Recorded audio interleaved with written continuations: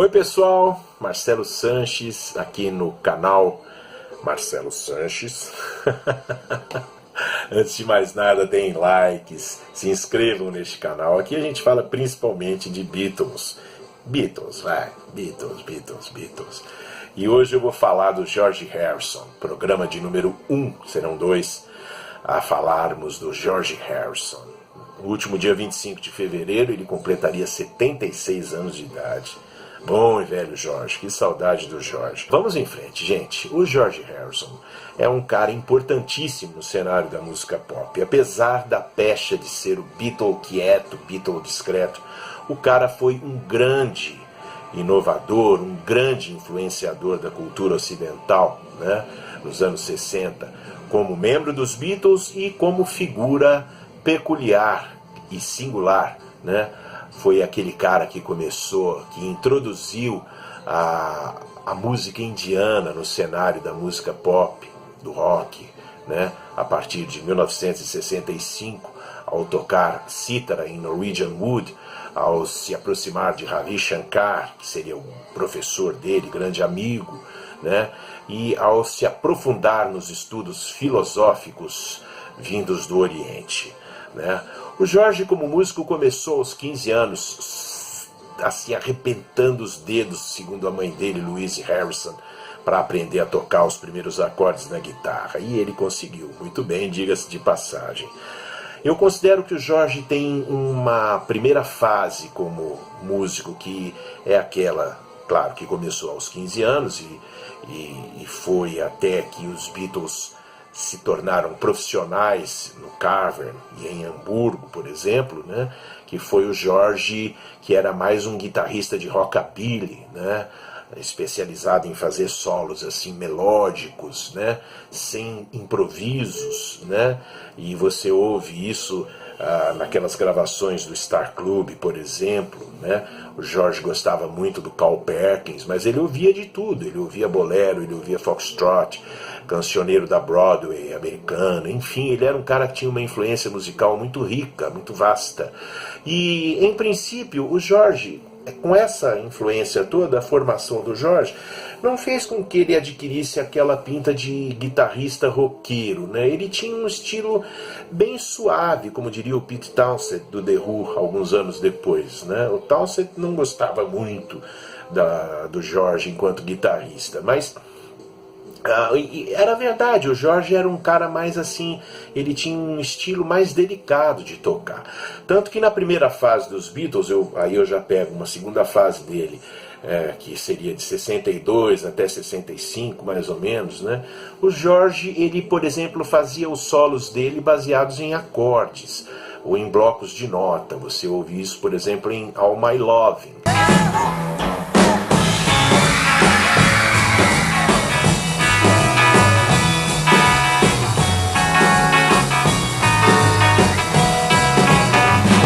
Mas isso não quer dizer que ele não tivesse aquela musicalidade apurada e sofisticada o suficiente para fazer solos brilhantes, como ele fez com o violão de nylon, com cordas de nylon, em Till There Was You ou And I Love Her, por exemplo. Mas o George ficava devendo como guitarrista assim de rock, principalmente a partir de 65, quando guitarristas do naipe de um Eric Clapton, Jimmy Page, o próprio Pete Townshend, né, começaram a ganhar espaço, né, em Londres, começaram a aparecer com maior destaque. Aí eu tenho a impressão que o George ficou um pouco acabrunhado, assim, ele se sentiu um pouco por fora desse estilo mais pesado, né, de tocar, mais rápido, mais agressivo, né? Não era o perfil dele, tanto que o Paul McCartney assumia essa parte, né? Por exemplo, o Paul tocou diversos solos, em Ticket to Ride foi ele que fez o solo, né? Em Taxman, mesmo do George, no Revolver, o Paul fez aquele solo visceral, porque, segundo reza a lenda, o George não conseguia achar as notas suficientes, né? Então tinha essa característica toda. Agora, enquanto compositor, ele começou modesto, ele começou no With the Beatles, com Don't Bother Me, Embora ele já tivesse composto alguma coisa junto com o Paul, In Spite of All Danger, com o John, Cry for a Shadow, das sessões de Hamburgo, que aliás o título diz tudo. O George se inspirava muito na banda The Shadows, fazia aquele rock instrumental com aquela guitarrinha, né? Que tinha os solos melódicos, sem improvisos, como eu já disse, enfim. O George, como compositor, ele começou a aflorar para valer mesmo em 65. Ele compôs I Need You, que é uma bela canção pop, né? E You Like Me Too Much, outro grande número, ambas do álbum Help. Justamente no Help, que foi a fase, durante as filmagens do Help, ele tomou contato com a cítara, por causa lá do roteiro, na cena que tinha lá, e através disso ele foi para a filosofia oriental. Dois aspectos. Musicalmente, isso trouxe a ele, assim, como ele tinha um ouvido muito apurado, ele se encantou com a harmonia da música indiana, com os acordes de notas, por exemplo, quarta aumentada, né? Acordes dissonantes. O George se aproximaria muito desse estilo, e uma das faixas que ele usou esse conhecimento, essa influência, foi em I Want to Tell You, do Revolver, né? Love You Too também, evidentemente, né? São duas músicas que têm uma bagagem ali de música indiana muito forte, essa bagagem. E Taxman era um baita número de rock and roll, né? Quer dizer, as três faixas do George no Revolver mostram realmente, assim, com maior abrangência, o conteúdo musical dele, ou seja, rock, né? E já uma aproximação com a música indiana, né? Uma certa estranheza na harmonia, estranheza positiva, né? Obviamente, né? E o George também foi aquele cara que começou a evitar tantos temas românticos. Claro que ele comporia vários números assim, mas ele começou a pensar mais em termos existenciais, assim, né? Ele também, como o John, ele usava muitas drogas naquela ocasião, LSD principalmente, a maconha, né? Que fazia com que eles se inspirassem e começassem a querer colocar aquele mundo de sonhos que aparecia na imaginação deles na música, né? E o George enveredou por esse caminho. Nas letras ele começou a fazer um questionamento maior, né? Na fase Sgt. Pepper's ele deu uma nova recolhida. Ele se manteve discreto, teve somente uma música lançada no álbum, Within You, Without You, uma peça indiana que foi inovadora porque misturou a sessão indiana com a música clássica. Ele gravou outra faixa, Only Another Song, que acabou ficando de fora do Peppers e foi lançado 1 ou 2 anos depois. A música foi lançada na trilha sonora do Yellow Submarine. Então ele foi um cara que trouxe muita riqueza musical para os Beatles, com essa coisa da influência da música indiana, né? A questão rítmica. Se você ouve Within You, Without You, você fica impressionado de ouvir a marcação rítmica dele. Agora, recentemente, nos outtakes do Peppers que saíram, você tem lá as faixas mostrando ele dando instrução para os músicos, ele falando como é que ele queria a gravação e tal. Ou seja, ele era um cara que, assim como o Paul e o John e Ringo, ele não sabia ler partitura, mas ele tinha uma intuição muito grande, né? Essa fase indiana do George culminaria com a gravação da trilha sonora do filme Wonderwall.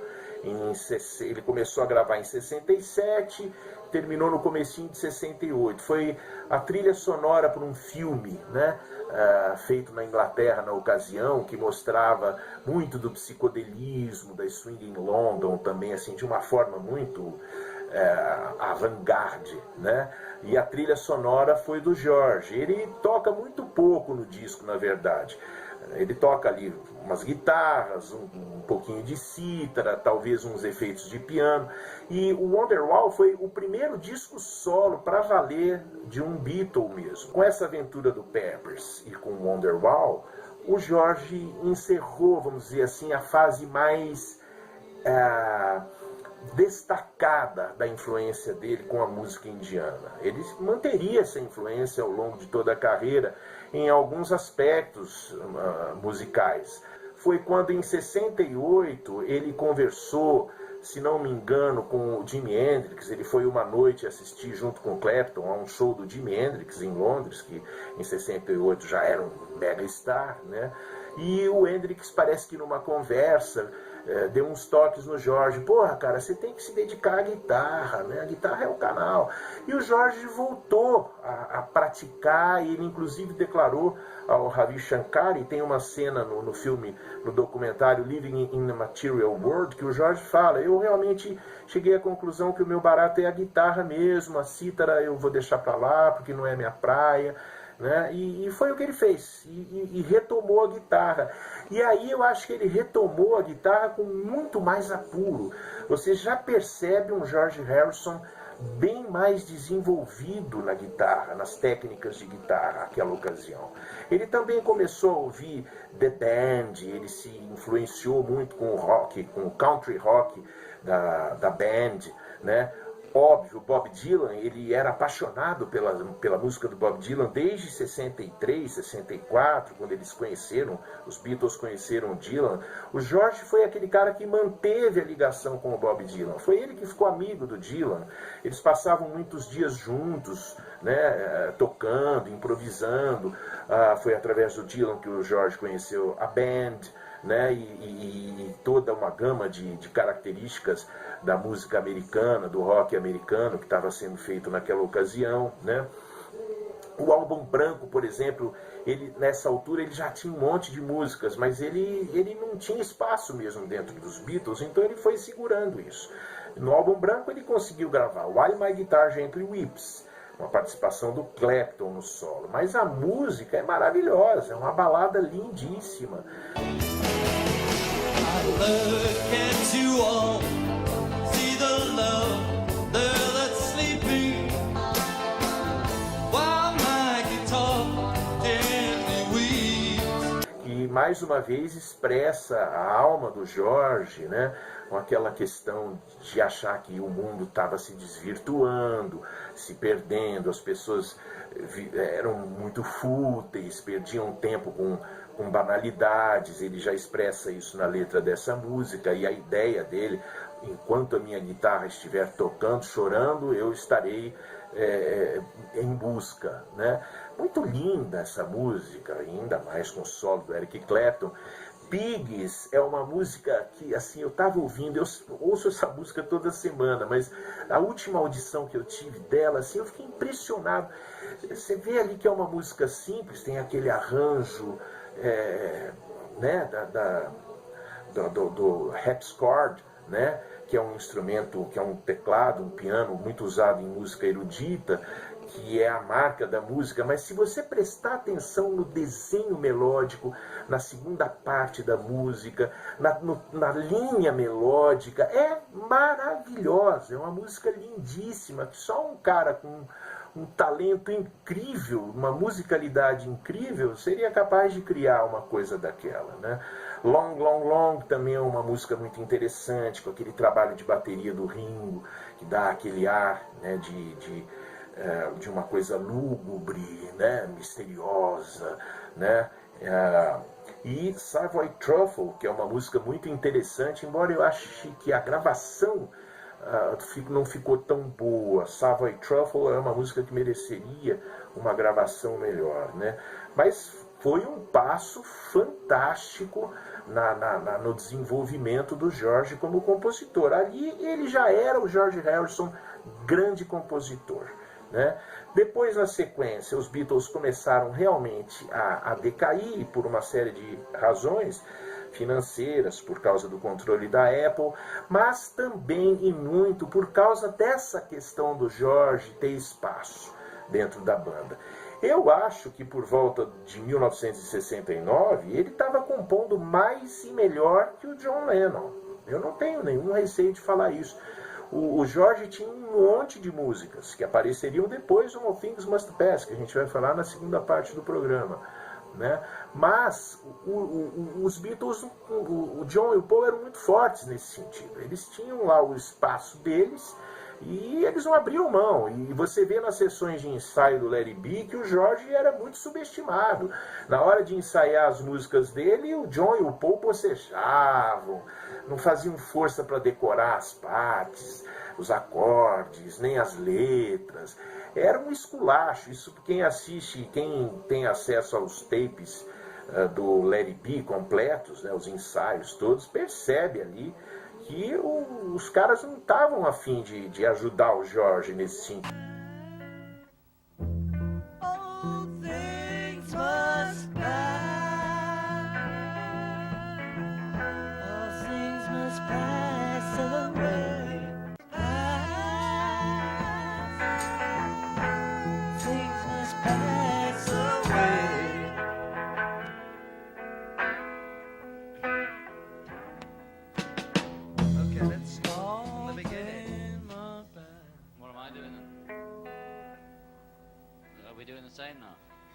Mas ele foi, na medida em que ele foi ficando angustiado e bronqueado, ele foi compondo muita coisa. Quando ele brigou com o Paul nas sessões do Let It Be, que foi até filmado, isso está no filme, ele compôs o Wah-Wah. Try it like this. It's funny that I don't because when we put I know it's this one is like should we play guitar through Hey Jude? Well, I don't think we should. Okay, well I don't mind. I'll play, you know, whatever you want me to play, or I won't play at all if you don't want me to play. No, whatever it is that will please you, I'll do it. Que na verdade era uma gíria para dor de cabeça, né? Ele falou que ele foi para casa e fez o Wah-Wah, que entraria no All Things Must Pass. E ele foi o primeiro a sair da banda nessa briga com o Paul em janeiro de 69, e depois ele foi convencido alguns dias depois a voltar, e eles concluíram esse projeto que demoraria 1 ano e tanto para ficar pronto. Nesse ínterim, os Beatles foram para o estúdio novamente, para Abbey Road, e gravaram o último álbum deles, que foi o Abbey Road. E o George antes já tinha lançado Old Brown Shoe, o lado B de Ballad of John and Yoko, e ali você tem um dos solos de guitarra mais primorosos e mais legais dos Beatles. O George, ele toca um solo que eu acho até hoje fantástico, né? E ainda em par com o baixo do Paul McCartney, né? Um trabalho maravilhoso, Old Brown Shoe, baita número de rock and roll, os números mais pesados que ele compôs, né? E óbvio, depois no Abbey Road ele veio com Something e Here Comes the Sun, que foram simplesmente as duas músicas mais faladas do disco, né? Something foi o primeiro single dos Beatles com a música do George no lado A, né? Foi considerada e é considerado um grande clássico da música popular, para além do rock, é um clássico. Frank Sinatra gravaria essa música alguns anos depois e a atribuiria ao Lennon e McCartney. Não, Frank Sinatra, foi o George Harrison que compôs, e o George conseguiu um grande destaque, e finalmente todos viam que ele não devia nada àquela altura à dupla Lennon e McCartney. Eu acho que era um absurdo tão grande, por exemplo, em Let It Be, depois quando eles foram montar Let It Be, o John Lennon incluiu Across the Universe, que é uma música maravilhosa, claro, mas que tinha sido gravada 1 ano e tanto antes, né, na sessão do Lady Madonna. E em vez de dar espaço para o George, não, o John Lennon fez questão de incluir Across the Universe. A única faixa do George que tinha entrado para o Let It Be era For You Blue, e de última hora eles resolveram gravar I'm Mine por causa daquela cena do filme que o John aparece dançando com a Yoko, enquanto o George, o Paul e o Ringo ensaiam I'm Mine, para variar, com o Paul naquela má vontade. Então foi, na verdade, I'm Mine foi a última gravação dos Beatles, embora tivesse só o George, o Paul e o Ringo, em janeiro de 1970. Eles resolveram gravar às pressas para incluir no álbum. Agora veja só você a injustiça. Àquela altura o George tinha muitas músicas, mas eram dezenas e dezenas e dezenas de músicas que não eram aproveitadas dentro do grupo. Ou seja, né, com esse bloqueio, com esse impasse, não podia dar em outra coisa a não ser o fim dos Beatles. Ou o John e o Paul Lá, eles tinham lá as questões deles, pessoais entre eles mesmos, e eles podiam ter aberto um espaço maior para o George Harrison. Enfim, o que se foi, o que não tem remédio, remediado está. O grupo oficialmente seria encerrado em abril de 1970, com aquela entrevista do Paul, mas o George deu, graças a Deus, né? Estou livre dos Beatles, né? Eu acho que ele sempre fez questão de deixar isso bem claro, né? Que àquela altura ele já havia superado a condição de Beatle George e ele queria mais era desenvolver a carreira solo dele. E foi isso. O George casou com a Patty Harrison, né? Todo mundo sabe, em janeiro de 66, né? Teve toda aquela história do Eric Clapton se apaixonou pela Patty, mas o George ficou ali, firme, ela gostava muito do George, né? Enfim, essa foi a carreira do George dentro dos Beatles. Ele era um cara que, lógico, assim como o John, ele foi um cara que mais experimentou com as drogas, né? Em 65, 66, e enfim, ele foi o grande incentivador, como eu já disse, vale a pena repetir, desse envolvimento da banda com a cultura oriental e, consequentemente, isso teve uma abrangência muito maior, uma influência muito maior na cultura ocidental, né? E graças a esse impulso do George Harrison, né? Que conseguiu ganhar destaque dentro do grupo como sendo uma das personalidades mais marcantes do rock nos anos 60 e até hoje uma das figuras mais influenciadoras, vamos dizer assim, nessa questão da cultura, né, do Ocidente no século XX e século XXI, por que não, né? É isso, gente. Eu acho que nessa primeira parte, né, George o Beatle, a gente vai ficando por aqui. A segunda parte tem muito mais coisa, uma carreira riquíssima e, no meu modo de ver, muito subestimada também, né? Mas, enfim, o George continuaria a busca dele pela harmonia espiritual e também pelo desenvolvimento musical, né? Isso fica para a segunda parte do programa. Valeu, gente! Por favor, deem likes, se inscrevam no meu canal, né? E a gente vai falando de Beatles aí até quando for possível.